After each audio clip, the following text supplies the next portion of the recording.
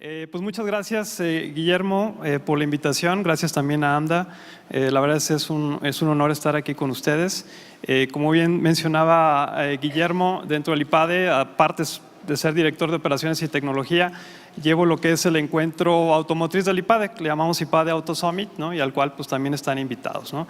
Recientemente lo tuvimos con algunas reflexiones interesantes, ¿no? Y efectivamente, como menciona Guillermo, en los últimos años, también a raíz de mi doctorado, me he metido en temas de movilidad. Y lo que he estado haciendo en los últimos años es darle seguimiento a esta industria. Me interesa mucho el tema de la conversión tecnológica que vive la industria, ¿sí? Cómo se está dando esta combinación entre hardware y software y bueno, pues los cambios no solo a nivel tecnológico, sino a nivel modelo de negocio que se viene, ¿no? Eso es como mi área con la que me he estado especializando últimamente, ¿no? Entonces, lo que haré en esta presentación es básicamente primero analizar pues las macrotendencias generales que existen, digamos, a nivel global, y luego cómo estas están determinando de alguna forma el curso de la industria automotriz desde nuestro punto de vista, ¿no? Entonces, veremos pues obviamente qué es lo que está pasando en términos de tecnología, electrificación, el vehículo autónomo, etcétera, etcétera. Pero y con esto cerrar un poquito con algunas ideas sobre qué es lo que esperamos nosotros, obviamente desde la parte académica, ¿no? Qué es lo que esperamos que suceda respecto a la cadena de valor de la industria, ¿no? Entonces, a ver, lo que hemos encontrado es que básicamente hay como 4 grandes macrotendencias que no solo afectan a la industria automotriz, sino a distintas industrias a nivel mundial, ¿no? Pero estas tienen que ver con cambio demográfico para empezar, ¿no? Eso creo que es una gran macrotendencia. No sé si lo sepan, pero a ver, estamos a 13 años, 2030, que prácticamente más del 80% de la población de México va a vivir en 3 ciudades, México, Guadalajara y Monterrey. Estamos ante un gran reto y lo que supone la urbanización en particular. O sea, si el 80-85% de la población estará en estas 3 ciudades, pues esto quiere decir que el 85% de sus clientes van a estar ahí, básicamente, ¿no? Más o menos, ¿sí? También estamos viviendo una época donde hay el envejecimiento o la tasa a la que crece la población de más de 65 años crece más de 2 o 3 veces que la población joven, los millennials, ¿no? Entonces también tenemos ahí otro gran reto, como repito, no solo para la industria automotriz, sino para distintas industrias. Sustentabilidad, obviamente, cambio climático es otro gran reto. Yo creo que no pasará mucho tiempo antes de que el gobierno de la Ciudad de México u otros gobiernos municipales decidan sancionar el uso de vehículos de combustión interna, como ya lo está pasando en Europa, París, Berlín, muchas ciudades de Europa ya lo están haciendo. Vivimos también una época, como les decía, de gran convergencia tecnológica. Antes, piensen, o sea, hace 7, 8 años no volteamos a ver a Silicon Valley, ahora creo que ya lo hacemos, ¿no? Entonces, estas son 4 grandes macrotendencias que están de alguna forma afectando de manera significativa a la industria, ¿no? Entonces, a ver, tomando esto, ¿no? ¿Qué es lo que piensan los ejecutivos de la industria, los altos directivos, sobre todo pensando en las armadoras? ¿Qué es lo que están haciendo, ¿no?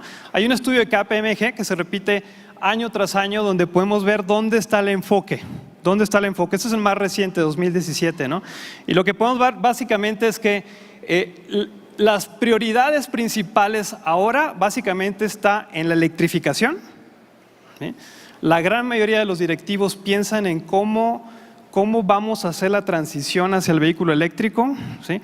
O hacia el vehículo de celdas de combustible, ¿sí?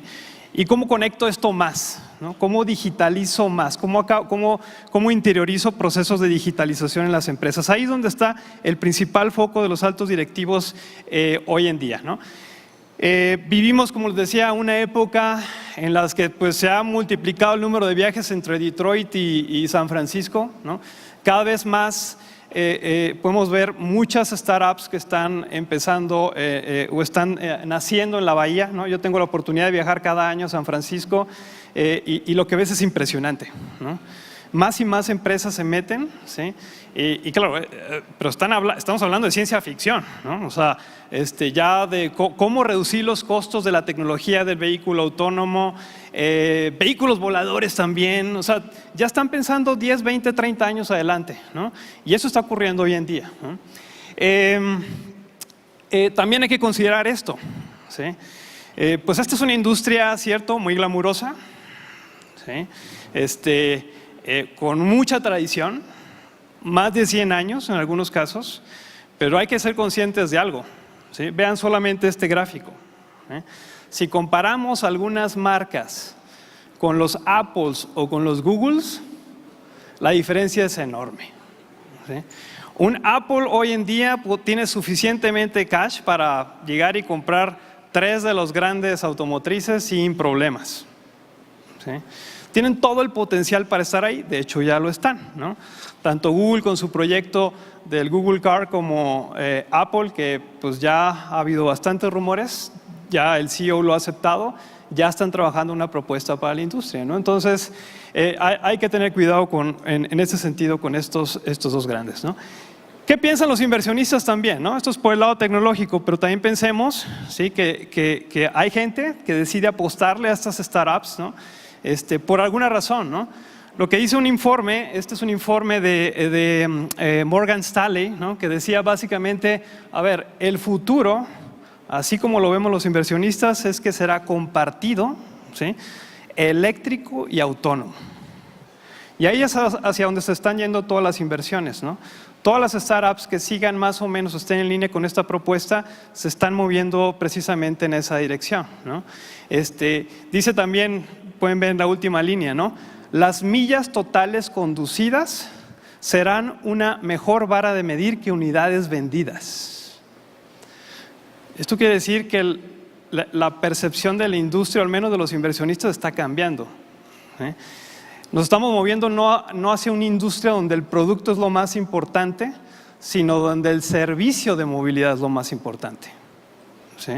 Y claro, a alguien que no pues se suba a esto, ¿no?, que lo entienda, que lo digiera, que se prepare para esto, podría estar entonces en problemas, ¿no? Entonces, la industria automotriz definitivamente es muy compleja, ¿cierto? ¿Sí? Los Googles y los Apples pues no se sujetan a todas las regulaciones que puede tener la industria automotriz, ¿sí?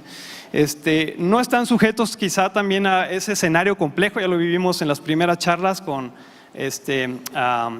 Gabriel, ¿no?, Valeria, los cambios geopolíticos, ¿no?, etcétera, etcétera, ¿no? La industria automotriz está sujeta mucho de alguna forma a esto, ¿no? Pero lo que sí pensamos es que todas estas macrotendencias tienen una incidencia muy importante en 3, ahora diría yo, tendencias que está viviendo esta industria, lo que conocemos como los 3 grandes ceros. 0 emisiones, 0 accidentes, ¿sí?, y la 0 propiedad, que desde mi punto de vista podría ser la más importante, ¿no? Déjenme entonces ir paso a paso, ¿no? 0 emisiones, ¿no? Ya les decía, hay muchos anuncios, ¿sí? Muchas ciudades tanto en Europa, principalmente algunas en Estados Unidos, incluso Hanoi, por ejemplo, está prohibiendo la venta de motocicletas con motores de combustión interna. A ver, la tendencia está clara, por eso os digo, creo que no tardará mucho en que alguna ciudad mexicana intente hacer una prohibición de este tipo, ¿no? Por otro lado, esta es la evolución de la venta de vehículos no gasolina en Estados Unidos. La línea verde que se ve aquí son los híbridos, ¿no? Entonces, digo, no hay que ser un genio en economía ni en econometría o cosas así para ver que por aquí parece haber una tendencia negativa, ¿no? Eso es un histórico de los últimos 3 años y medio, ¿sí? Y por otro lado, los eléctricos, que es la línea naranja, pues se ve que hay un pequeño incremento, ligero todavía, sí es cierto, ¿no? Pero entonces, ¿qué es lo que se prevé, ¿no?, con todos estos cambios en las normativas, ¿no?, que estamos empezando a observar? Un informe de Bloomberg, ¿no?, una unidad que tienen sobre nuevas fuentes de energía, lo que está previendo es que en los próximos años, o sea, estamos hablando ya en 2021, pues básicamente el incremento en las ventas de autos eléctricos va a ser muy importante, ¿no? Podría ser, al menos en Europa, cerca del 5%. Esto ya en los próximos 4 años, ¿no?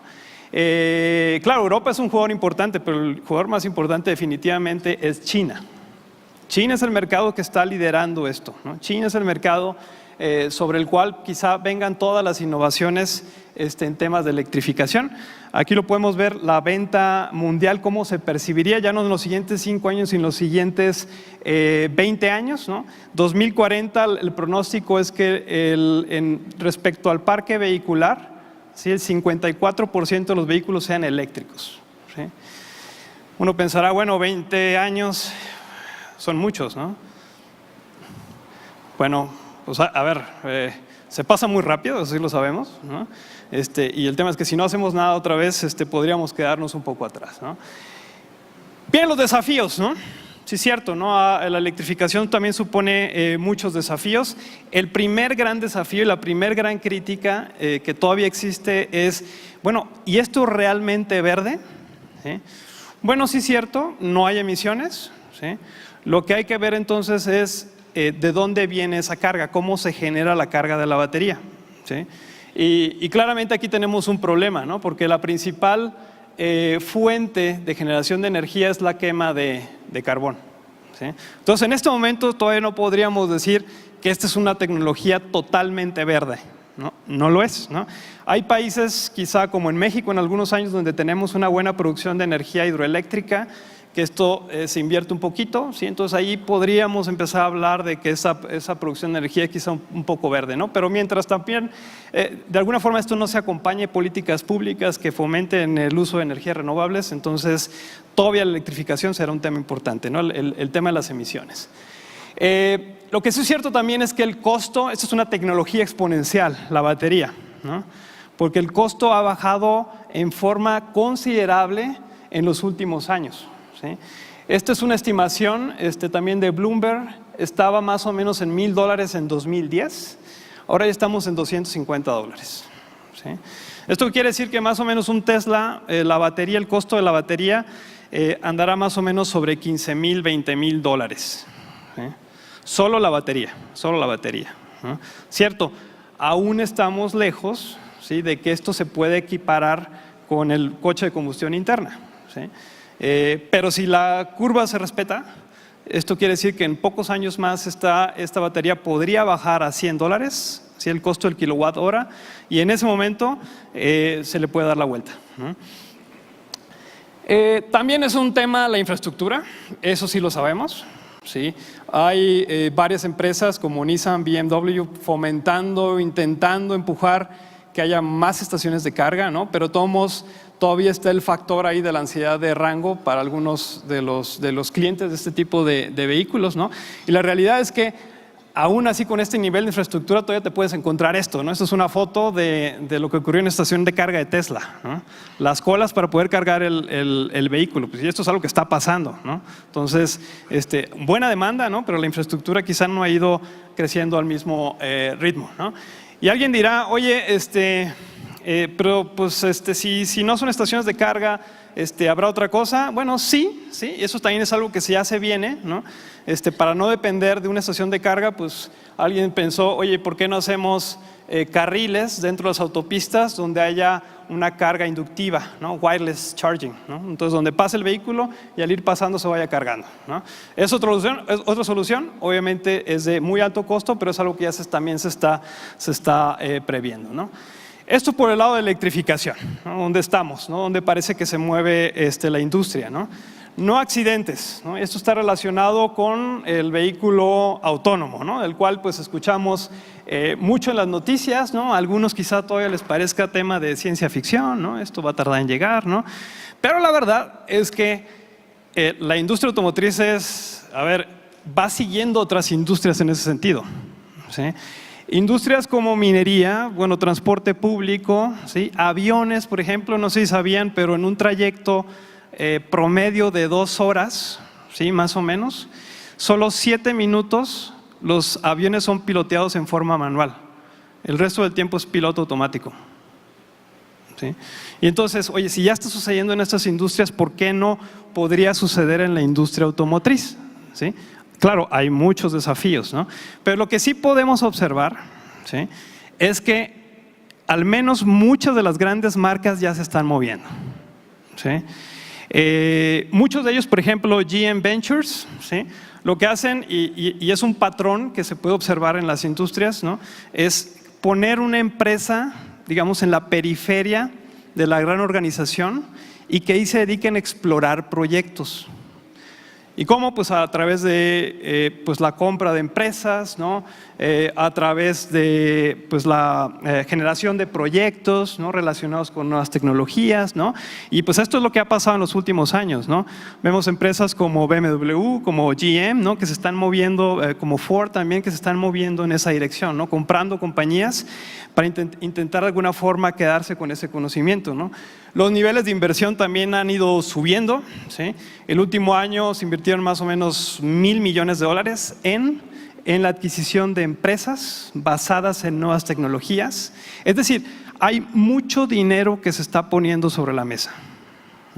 Decir que esto no va a suceder, pues no tendría ningún sentido. Nadie invierte pensando que esto no va a suceder, ¿no? Parecería ser que la apuesta es muy alta porque esperan también que el retorno sea muy alto, ¿no? Y bueno, como ustedes saben, palabras más, o sea, es decir, hay ejecutivos que dirán que llegará un poco antes, llegará aquí un poco después, ¿no? Casi todos coinciden en que a partir de entre 2022 y 2025, el coche autónomo total, que es la autonomía nivel 4, estaría ya disponible. O sea, estamos hablando de 6-7 años. ¿Sí? En 6-7 años ya podría haber autos autónomos circulando por la calle. Esto ya está a la vuelta de la esquina. ¿No? Sabemos que existe Google, ¿no?, el proyecto de Google Car, ¿no?, que nació pues como un vehículo medio chistoso, le llamaban el Koala, ¿no?, chiquito así, ¿no? Lo cierto es que ha venido creciendo, es uno de los llamados moonshots de Google, ¿no? Es un proyecto pues quizá un poco loco, ¿no?, ambicioso, ¿sí?, pero que se ha mantenido, ¿no? Y últimamente pues tiene una asociación con Chrysler, ¿no?, en esta nueva empresa que ahora se llama Waymo Mobility. Ya están haciendo pruebas en Phoenix, ¿no? Tuvieron un accidente hace poco y algunas personas los empezaron a criticar, decían, bueno, pues esto es una prueba de que esta tecnología no va a funcionar, ¿no? Pero la verdad es que hay un comentario muy interesante, ¿no?, de unos analistas, ¿no? Si nosotros chocamos, ¿sí?, utilizando un coche así en forma manual, ¿no?, ¿quién aprende? Solo el conductor. No debo pasarme el alto, ¿no? No debo dar vuelta de esta forma o lo que sea. Si un coche autónomo tiene un accidente, ¿quién aprende? Todos los coches autónomos, ¿sí? Y entonces la velocidad de aprendizaje es así, ¿sí? Por lo tanto, no sorprende que el avance de la tecnología sea o se esté dando de la forma que lo estamos viendo, ¿no? Hay también quien opina, ¿sí?, que el coche autónomo, a pesar del avance tecnológico, tiene algunas limitaciones, ¿no? Es muy difícil todavía que entre a circular en las calles, ¿no?, por las distintas consideraciones que habría, ¿no? Y entonces hay alguien que opina, hay un sector del mundo del transporte que podría sufrir una disrupción y todavía más cerca, ¿sí? Y este es precisamente el transporte de carga, ¿sí? ¿Por qué? Primero, es muy atractivo para una disrupción, porque hay millones de conductores en el mundo. Solo en Estados Unidos hay cerca de 2 millones de conductores en el mundo. O sea, es una industria que emplea mucha gente, ¿sí? La otra es que quizá las soluciones de autonomía sean un poco menos complejas que un vehículo privado, ¿sí? Lo único que tienen que hacer es conducir de México a Guadalajara, y esto lo hacen por carreteras, ¿sí? Entonces, donde no necesita quizá mucha atención por parte del conductor, ¿no? Entonces, ante esto, muchas empresas, empezando por una que no teníamos en el radar, que es Uber, ¿sí? Para Uber, una de las prioridades no es lo que estamos viendo en las calles, una de las prioridades es precisamente esto, ¿sí? Hace poco compré una empresa que se llama Otto, que es precisamente la que se muestra en la foto, ¿sí? Y lo que ven ahí es una prueba real, ¿no? El conductor viene atrás, ¿sí? Y esta es una prueba de un servicio que se hizo en octubre para Budweiser, ¿sí? Movieron en forma autónoma toda esa mercancía, ¿no? Y el conductor pues iba atrás, ¿no? Ahí dice que tomando notas, yo creo que se iba echando una Budweiser, ¿no? Pero lo cierto es que es una realidad esto, o sea, ya está sucediendo aquí, posiblemente llegue mucho antes que en el caso de vehículos privados, ¿no? Y ahora, si alguien pensaría que esto es una tecnología en la cual solamente entra la industria automotriz, pues no, ¿no? Y tenemos el caso de Uber, tenemos nuevos jugadores como es el caso de Local Motors e IBM. Este es un vehículo totalmente autónomo diseñado por IBM y Local Motors. Local Motors, si la han escuchado, es una empresa que se dedica a imprimir con 3D printing sus vehículos, o sea, no hay que estampar nada, ¿no? No hay, casi la gran mayoría de los componentes son impresos con una impresora de estas, ¿sí? Y está cambiando muchas cosas, La velocidad a la que podría cambiar esto, la velocidad a la que se diseñan nuevos vehículos y se producen podría ser incluso mayor, ¿no? Y bueno, para rematar un poquito, tenemos a gente que no tiene nada que ver con la industria, investigadores, ¿sí? Si no lo conocen, yo sugiero que lo googleen. La persona que viene abajo se llama Raúl Rojas, es un doctor en robótica del Poli, pero no está en México, está en Alemania, ¿sí? Y gracias a él se están haciendo pruebas de vehículos autónomos, ¿sí? Con respaldo, cierto, sí, de gobiernos y de algunas asociaciones, ¿no? Pero pues no es una marca la que está haciendo esto, ¿no? Ya es gente externa que lo puede hacer, ¿no? La última prueba que hicieron, hubo un vehículo que bajó desde Nogales hasta Ciudad de México totalmente en forma autónoma, ¿sí? Claro, cuando le preguntan, oye, ¿cuál fue el principal problema? Bueno, los baches, como siempre, ¿no? Pero es algo en lo que estamos trabajando, ¿no? Lo que hice, ¿no? Entonces, ya también hay universidades haciendo esto. Como les decía, hay muchas startups, ¿no? El costo de la tecnología está bajando, ¿no? Entonces, cuando recién yo me enteré de estas iniciativas del vehículo autónomo, la parte más cara de todas era esto que está aquí, que se llama el LiDAR, ¿no? Que seguramente lo han visto en los videos de Google, ¿no? Que es algo que está dando vueltas así, es una especie de radar con combinación de rayos láser, que lo que hace es emitir una señal, rebota la señal y con eso va midiendo distancias, ¿no? Ese LiDAR, ese aparatito, hace más o menos 6 años costaba $70,000. $70,000, claro. Entonces tú dices, $70,000, pues nunca lo vamos a hacer, ¿no? Hoy en día está en $90. $90, ¿sí? Es uno de los principales componentes, además de cámaras y sensores, ¿no? Para lograr la autonomía, ¿sí? Y hay quien piensa que para 2020 esto podría estar en $10. Así de rápido avanza la tecnología, así de rápido, ¿sí? Claro, el vehículo autónomo también supone, como sabemos, muchos desafíos, ¿sí? Principal desafío para mí es el tema de seguridad, ¿no? Justo igual que nuestros smartphones pueden ser hackeados, pues el vehículo autónomo también puede ser hackeado. Eso es un gran tema en el que se está trabajando en estos momentos, ¿no? Incluso es un reporte que saca en el Foro Económico Mundial, ¿no? Sobre los grandes riesgos que podría vivir el planeta, ¿no? Y uno de los principales es precisamente el tema de ciberseguridad, ¿no? Ese es un gran tema que precisamente o en el que está implicado el vehículo autónomo, ¿no? Otro es el tema de la responsabilidad legal, ¿no? Oye, ante un accidente, entonces, ¿quién paga? Hubo una discusión durante muchos años, ¿no? Oye, es la compañía de software que desarrolla los algoritmos, ¿no? De inteligencia artificial, etcétera, etcétera.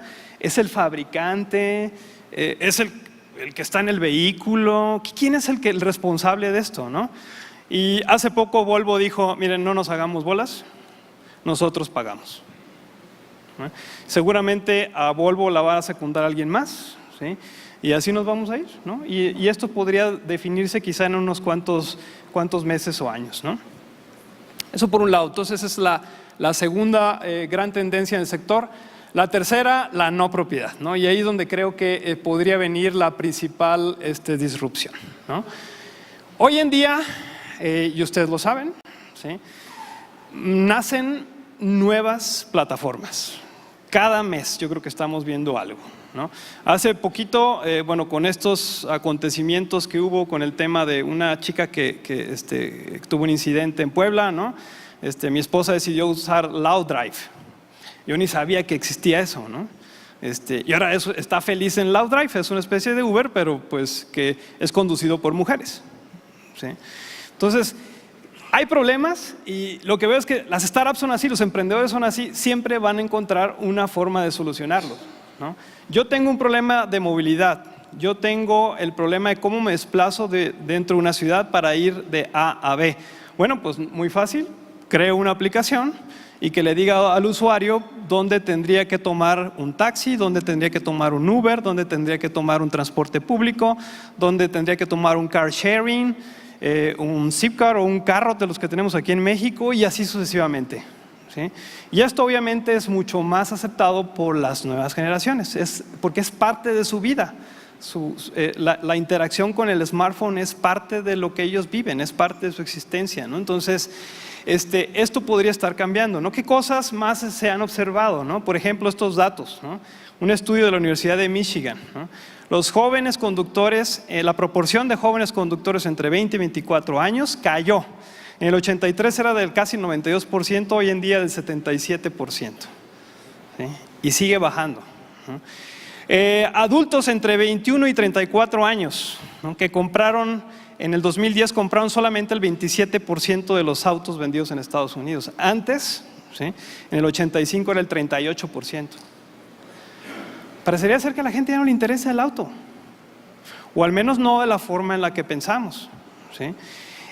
Kilómetros per cápita conducidos, ¿sí? Pueden ver que quizá en los 80 hubo una gran aceleración, ¿no? Y lo que ha pasado en los últimos años es que pues, se ha estabilizado, ¿sí?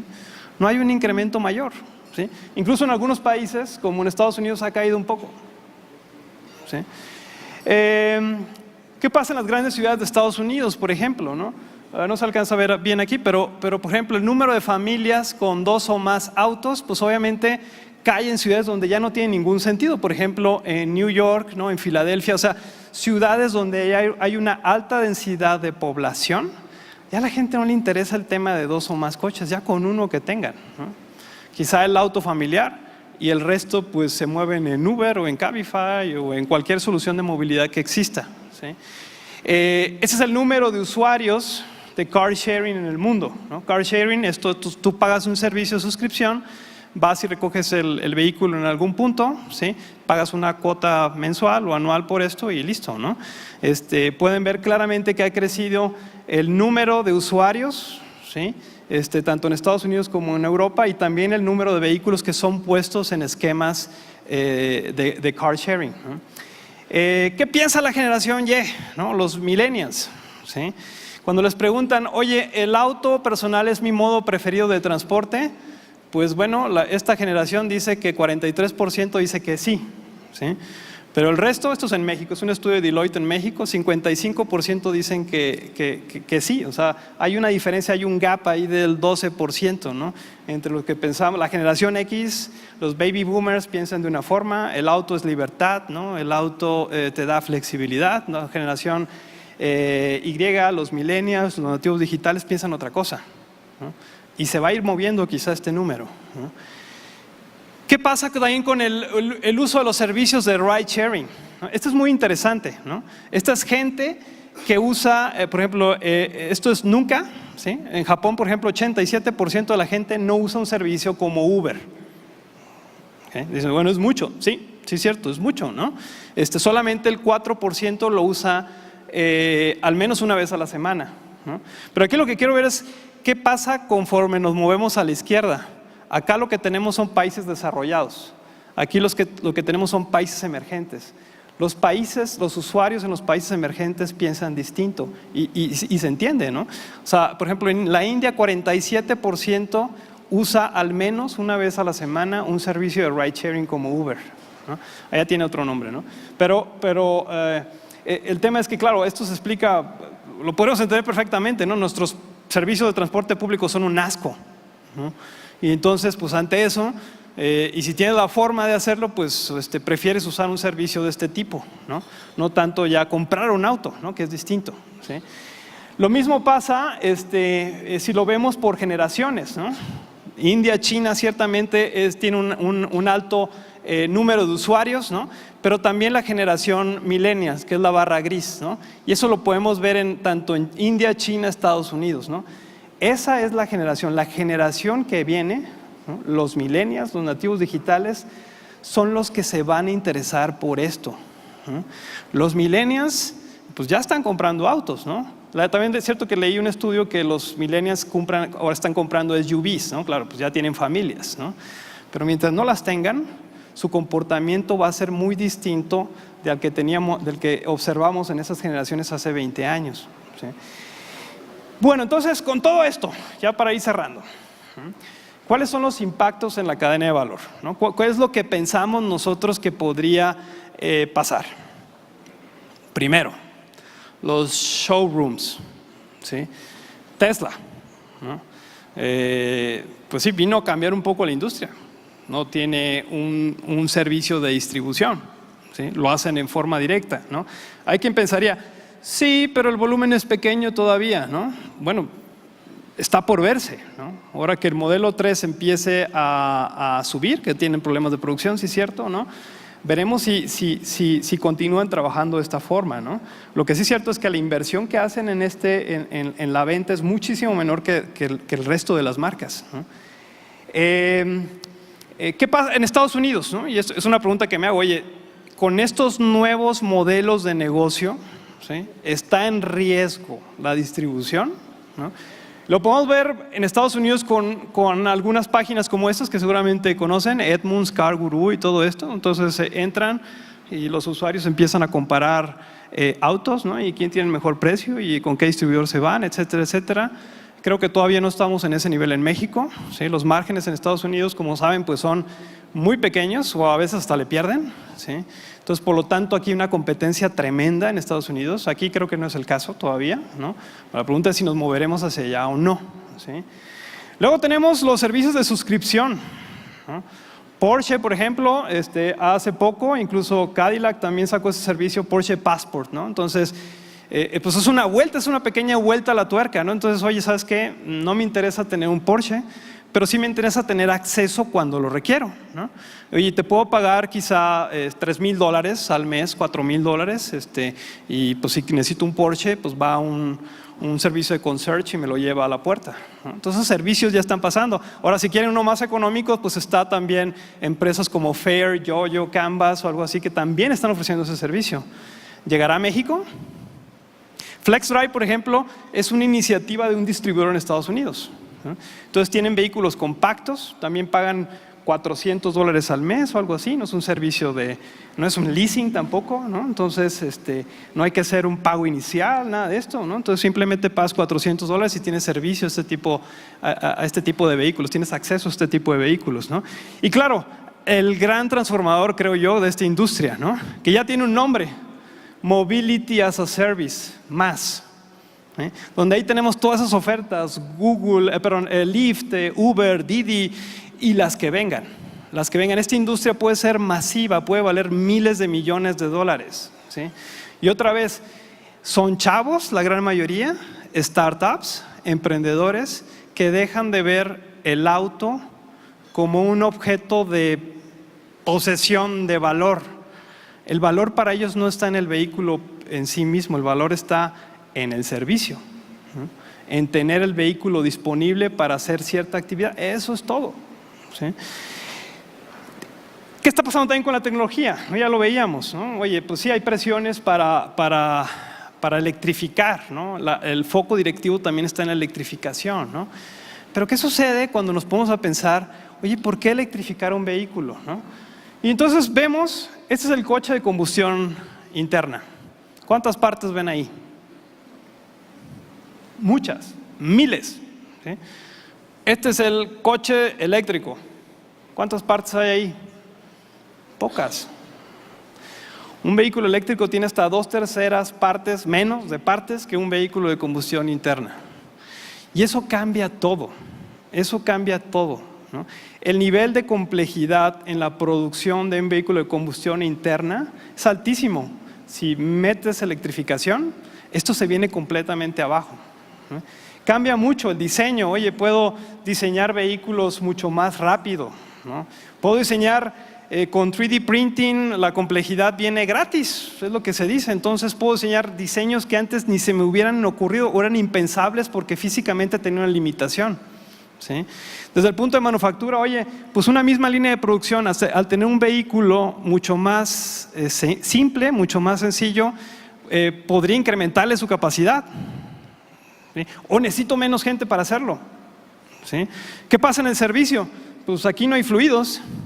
¿Cuántas veces tengo que ir a la agencia a hacerle alguna revisión? Pues a lo mejor una vez al año y es mínima, ¿sí? O a lo mejor alguien puede ir a la casa del usuario y hacer la revisión sin ningún problema, no lo sé, ¿no? Eso pueden cambiar muchas cosas, ¿no? Lo que sí es cierto es que ante una mayor simplicidad de la tecnología, lo van a observar, ya lo estamos viendo y creo que lo vamos a seguir viviendo. Más y más marcas van a aparecer, marcas que ni conocíamos, ¿no?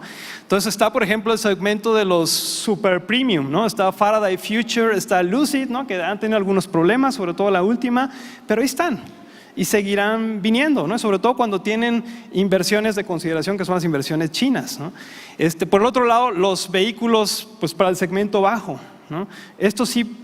Hay miles, hay cientos de propuestas, ¿no? Ya hay decenas de vehículos que ya están en circulación, sobre todo otra vez en China, ¿no? Porque posiblemente por China venga la disrupción de la tecnología, ¿sí? Oye, ¿qué pasa entonces si tengo vehículos eléctricos y vehículos autónomos, ¿sí? Coches robots, ¿sí? Hay varios estudios, puse uno solamente, pero todos los estudios en particular coinciden en algo, ¿no? Si yo empiezo a reemplazar mi flotilla de autos por vehículos compartidos y autónomos, ¿sí? Y bueno, y eléctricos para que sean amigables con el medio ambiente, se podría reducir la cantidad de vehículos en la ciudad, ¿no? Este estudio, por ejemplo, dice que es un estudio de Columbia University en la ciudad de Nueva York, con solo 9,000 vehículos autónomos compartidos, podrían hacer todos los viajes necesarios de la ciudad, con solo 9,000 vehículos. Una cifra más o menos que me decía un experto es que en promedio de todo el parque vehicular se necesitarían solamente 10%. 10% del parque vehicular, si fuera autónomo y compartido, sería el suficiente para dar servicio a toda la cantidad de viajes que se hacen diariamente en una ciudad, ¿no? Y bueno, pues ¿qué efectos tiene esto en las ventas? ¿Sí? Actualmente existen más o menos 90 millones de vehículos circulando por las calles en este caso de Estados Unidos, ¿no? Y esto podría incrementarse, ¿no? Esto podría incrementarse debido a la urbanización, sí, podría haber un escenario de más ventas, ¿no? Incluso por la llegada de vehículos puestos en servicios de ride sharing o car sharing o algo así, ¿no? Pero lo que sí es cierto es que podría haber una reducción, ¿no? Como lo que decíamos. Entonces, oye, pues si hay un vehículo compartido que va a hacer el servicio para 10, 20, 30 personas, no lo sé, ¿no? Entonces eso significaría quizá una reducción en las ventas de unidades vendidas. Pero entonces aquí viene el truco, ¿sí? Y entonces para la distribución, ¿esto qué significa? ¿Que vamos a vender menos? Pues no, un estudio de McKinsey lo que dice es que aquí quizá haya una oportunidad para hacer nuevas cosas, ¿sí? Viene la disrupción, viene la movilidad como un servicio, entonces necesitaríamos estar pensando que sí, vamos a seguir vendiendo vehículos, ¿sí? Va a haber quizá un servicio obviamente de aftermarket, ¿no? Y claro, pues oye, estos servicios que tendrán, estos autos que tendrán quizá una rotación mayor, un uso mayor, pues tendrían que darle un servicio mayor quizá, ¿no? En algunos de los casos, ¿no? Pero sí hay una oportunidad interesante, ¿sí? Para que la industria también se meta en o ponga un pie en el tema o el modelo de negocios de vehículos compartidos, ¿no? Ya por eso les decía, esta empresa FlexDrive, ¿no? En la que hay un inversionista que es un distribuidor, pues ya puso un pie ahí, es por algo, ¿no? Entonces, oye, pues pongo mis vehículos en servicio de suscripción para que los usuarios puedan rentarlos, ¿no? Y bueno, ¿y qué va a pasar? Ya para terminar con esto, ¿no? Esto que ven aquí, esta es la curva de valor de la industria automotriz. ¿Qué ven aquí? ¿No? Básicamente lo que dice esta curva de valor es que la mayor apropiación de valor, la mayor captura de valor se da a la mitad, ¿no? Si lo vemos así, lo que tenemos aquí son actividades de diseño, fabricación, branding, etc. Lo que dice esta curva es que básicamente la mayor apropiación de valor se da a nivel OEM, se da a nivel fabricante, ¿sí? Miembros de esta cadena de valor como proveedores o distribuidores quizá no participan tanto de esta apropiación de valor en la venta de los vehículos, ¿sí? Cuando metemos en este cóctel al vehículo eléctrico, al vehículo autónomo, ¿sí? Lo que algunos expertos ven es que esta curva de valor se puede voltear, ¿sí? Y le llaman la curva de la sonrisa. Esta curva de la sonrisa lo que dice no es otra cosa que ya no es el ensamble la actividad que más valor genera, sino son actividades como branding, diseño, ¿sí? Y no sé a qué le suene eso, pero eso es a Apple. Apple diseña sus smartphones, ¿sí? Diseña sus productos, obviamente se encarga de toda la comercialización, ¿sí? Ya la vemos ahí con los Apple Stores, y etcétera, ¿no? Pero la manufactura la hacen los chinos, ¿sí? Porque no te dejan nada, porque el nivel de diferenciación es bajo, ¿sí? Entonces hay quien piensa que en el auto podría pasar lo mismo. Al simplificarse el producto, el ensamble entonces deja de tener valor. El ensamble ya no es una operación de alto valor agregado como lo es hoy. Y esto quiere decir entonces que empresas como Flextronics, Sanmina, Foxconn, no sé, lo que le hayan escuchado, ¿no? Esos le llaman contract manufacturers, puedan entrar al negocio y empezar a ensamblar. Y entonces hace sentido, ¿no? Que llegue un Faraday Future o un Lucid Motors, yo diseño el vehículo, lo fabrico en China, ¿sí? Y me encargo de la comercialización, ¿sí? La manufactura ya no va a ser un tema, ¿sí? Es exactamente lo que dice esta curva, ¿no? Para terminar, la reflexión que yo me llevo, ¿no? De todo esto, ¿no? O sea, lo que sí creemos es que va a haber cambios significativos en la industria, ¿sí? Decía Bill Gates hace algunos años, ¿no? Siempre sobreestimamos el cambio que ocurrirá en los próximos 2 años. Y sí es cierto. ¿Qué va a pasar con NAFTA, ¿no? ¿Qué va a pasar con los aranceles, ¿no? ¿Qué va a pasar con las elecciones, ¿sí? Y lo que dice Bill Gates es que siempre terminamos por subestimar el cambio que ocurrirá en los siguientes 10, 15 años. Mi reflexión es que si no hacemos algo ahora, si no nos anticipamos a ese cambio, cuando realmente llegue y lo tenemos enfrente, será demasiado tarde. Pues muchas gracias.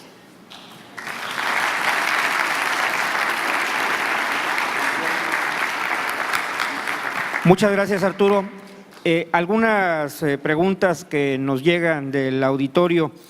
Una reflexión que se te solicita respecto a el incremento de la demanda que se generará con la flota de vehículos eléctricos. Tendrá como necesidad una oferta que también debe ser incrementada. ¿Cuál es tu opinión respecto de la inversión y de los costos ambientales de esta generación adicional de energía eléctrica? ¿Será suficiente para abastecer el parque vehicular eléctrico? Y respecto a lo que también está como interrogante, los costos ambientales por la disposición de las baterías al final de su vida útil, y también una reflexión. Esta última parte que señalas en tu presentación también dejará algunos cadáveres en el camino, hablando de la inversión que se tiene en la industria automotriz a combustión interna, toda la generación de la cadena de valor y lo que esto significa para países como México, en el cual la industria automotriz bajo su actual concepto pues es sin duda el principal sostén de la manufactura. Y finalmente… Déjame contestar, porque es lo que me acuerdo. A ver si… Órale. Vehículo eléctrico. Se nota que ha sido muy brillante tu participación, muy buenos comentarios y hay tela todavía donde cortar, no te queremos dejar ir. Gracias. A ver, primer tema, vehículo eléctrico. A ver, los estudios dicen que a nivel, por ejemplo, en el caso de México, a nivel global, o sea, hay subestaciones, hay capacidad suficiente para que si un día se nos ocurre conectar todos los vehículos eléctricos a la corriente, podríamos hacerlo. El problema está a nivel local. Es decir, podría haber varios transformadores tronando, ¿no? O sea, todavía no estamos preparados para hacer frente a los picos, ¿sí? Segundo gran tema, baterías. A ver, ahí sí hay un gran problema, todavía sin resolver. Tesla, la última vez que estuve con ellos, me decían que más o menos 90% de los componentes son reciclables, ¿sí? Y con el 10% pues sí habría un problema, ¿no? Cierto que todavía no lo han visto porque muchos de esos autos, empezando por el Roadster, todavía están en su ciclo de vida natural, ¿no? Entonces todavía no tienen esos grandes problemas, ¿no? Quizá lo tendrán en algunos años, ¿no? De todos modos se están adelantando para que el 100% de la batería sea reciclable, que es el caso de BMW, según me dijeron en una última conversación, ¿sí? Ya están por llegar a un punto en que toda la batería será reciclable, ¿no? De todos modos es tecnología, es investigación que se está haciendo, hay muchos estudios, o sea, sí hay una preocupación muy fuerte en la industria, ¿no? Podrían entrar a Google Scholar y ver la cantidad de artículos que se están escribiendo sobre eso, ¿sí? Pero es un tema muy importante, ¿no? Cómo cierran de alguna forma la cadena de suministro, ¿no? Para que no haya, para que sea una cadena de suministro completamente libre de emisiones. Ese sería como el gran objetivo, ¿no? Coche combustión interna, ¿qué podría pasar? A ver, esto cierto, son tendencias, es lo que estamos viendo. Lo que sí es cierto que hay que entender es que reemplazar todo el parque vehicular por nuevas tecnologías en el mundo nos llevará muchos años, ¿sí? A ver, así a grosso modo habrá que 1.000 millones de vehículos en el mundo más o menos. La capacidad de producción está poco abajo de los 100 millones, cerrémoslos en 100 millones de vehículos. O sea, esto quiere decir que si de buenas a primeras todos nos ponemos de acuerdo y vamos a reemplazar todo el parque vehicular, nos tomará al menos 10 años. ¿Sí? Claro, eso no va a suceder, ¿no? Por lo tanto, la transición que habrá quizá tome más tiempo, o sea, tome tiempo, ¿no? O sea, esto quiere decir que durante muchos años, durante décadas, los vehículos de combustión interna convivirán con los vehículos eléctricos, ¿sí? Pero bueno, quizá esto no nos lleve más de 20 años, ¿sí? Y lo que sí podría pasar también en el caso de México es que pues, nuestra industria está preparada para los coches de combustión interna, ¿no? El problema es que no estamos preparados para los eléctricos. Y los eléctricos, otra vez, al ser simple, obviamente ensamblar un motor eléctrico es de risa. Es un solenoide, le pones una carcasa y se acabó el problema, ¿no? El motor de combustión interna es mucho más complicado de ensamblar, necesita un ensamble manual. El motor eléctrico lo puedes automatizar, ¿no? Entonces ahí estamos en un problema y podríamos estar en una desventaja en los próximos años si no es que empezamos a invertir desde ya, ya hablo desde el punto de vista de los autopartistas, en nuevas tecnologías, industria 4.0, etcétera, para llevarnos a ese nivel donde quisiéramos estar, ¿no? ¿Cuál es tu opinión respecto a los retos que enfrenta los vehículos pesados en cuanto a la evolución tecnológica, ligado a todos estos temas que nos has presentado, los altos requerimientos de inversión que supone este salto tecnológico y finalmente tu opinión vinculándolo con todo lo que nos has expuesto en países como el nuestro ante la ausencia de infraestructura en carreteras, puentes, generación eléctrica, etcétera? Sí. Bueno, vehículos pesados tiene un problema la electrificación. Yo creo que por muchos años Tesla está trabajando, BYD en China, en un vehículo, en electric truck, en el camión eléctrico, ¿no? Lo cierto es que todavía tienen un problema, no por la potencia en sí, sino pues la duración de la batería, ¿no? O de qué densidad tendría que ser esa batería, ¿no? Entonces, el cambio tecnológico creo que vendría más pronto por la parte de la autonomía que por la parte de la electrificación, ¿sí? Ahora, desde el punto de vista de inversión, ¿no? O sea, pensando en las grandes flotas, o sea, esto va a tomar, o sea, quizás el tema toma un poco más de tiempo en el reemplazo, ¿sí? Aunque los costos que pueden venir, o sea, si yo logro autonomizar o automatizar, ¿no? Tener camiones robots, el ahorro logístico que puede venir ahí es interesantísimo, es altísimo. Por eso el foco que Uber tiene en esta industria es muy alto, ¿no? Entonces, si bien es cierto que la tecnología de la electrificación todavía no puede llegar, la autonomía quizás sí, por eso digo, es quizá la más crítica, ¿no? Y bueno, ¿qué podría pasar con las inversiones actuales? Pues alguien dirá, mira, mejor me pongo a invertir en autónomos porque esto me representa un ahorro logístico importante, ¿no? Y la última pregunta, Guillermo, era sobre, perdón. La infraestructura. Infraestructura. Bueno, a ver, ese es un gran tema. No sé si sabían, pero Ciudad de México por lo menos tiene más cargadores que Múnich. Sí, solo que Múnich, la ciudad en Alemania, ¿no? O sea, ya hay densidad suficiente, ¿no? Hay estudios que dicen, ¿no?, que en ciertas ciudades de Estados Unidos ya, el recorrido que tiene que hacer un auto eléctrico ya es equiparable al de un auto de combustión interna, para acercarse a una fuente de suministro, ¿no?, acercarse a una electrolinera o gasolinera, ¿no? La ventaja que tiene el coche eléctrico, desde mi punto de vista, es que lo puedes conectar en la noche, ¿sí? Eso hace una gran diferencia, ¿no? Si el usuario cambia sus hábitos, ¿sí?, y empieza a verlo como un producto distinto, no como un coche que tienes que ir a cargar a una gasolinera, ¿no? Entonces eso puede hacer una gran diferencia y el cambio puede acelerarse, ¿sí? De todos modos, no solo la infraestructura es un reto, me parece que todavía esto tendría que venir acompañado de políticas fiscales que de alguna forma favorezcan la compra de estos autos, ¿no?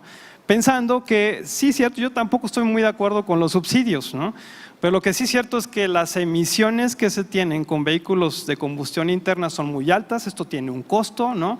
Y si nos cambiamos a la electrificación, si nos movemos hacia esa etapa, podríamos ahorrarnos estos costos de alguna forma, ¿no?